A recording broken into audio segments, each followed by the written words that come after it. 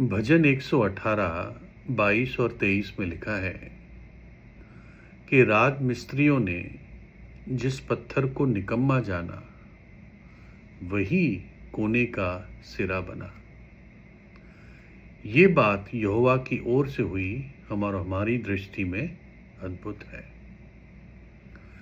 ये बताते हैं कि जब सुलेमान मंदिर बना रहा था तो पत्थर अलग जगह तराशे गए, बनाए गए और फिर साइट पे लाए जाते थे। तो जब कोने के सिरे का पत्थर लाया गया तो लोगों को समझ में नहीं आया ये कहाँ पर लगाना है। तो उन्होंने सोचा कि शायद ये गलती से आ गया होगा, इन्होंने एक पहाड़ के टीले से उसको खाई में डाल दिया।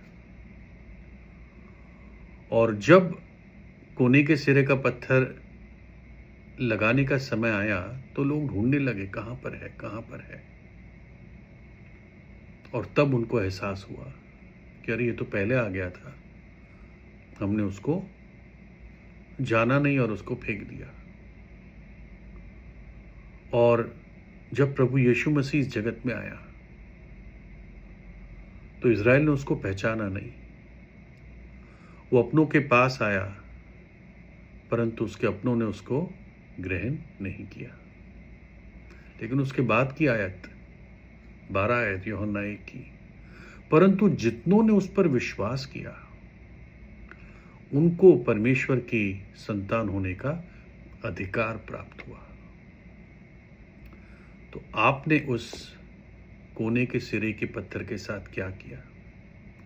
क्या उसको अपने जीवन में, हृदय में स्थान दिया या उसके लिए अपने दिल का द्वार बंद कर दिया?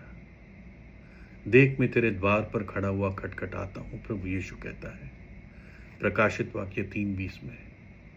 यदि कोई व्यक्ति मेरी आवाज़ सुनेगा, अपने हृदय को खोलेगा, तो मैं उसके भीतर आकर उसके साथ संगति करूंगा, भोजन करूंगा। तो इसलिए सच्चे हृदय से यदि आपने अब तक नहीं किया है तो प्रभु यीशु को अपने हृदय में बुलाएं। वही जीवन है, वही आशा है। जीवन की आशा प्रभु यीशु ही है। प्रभु यीशु आपको आशीष दे।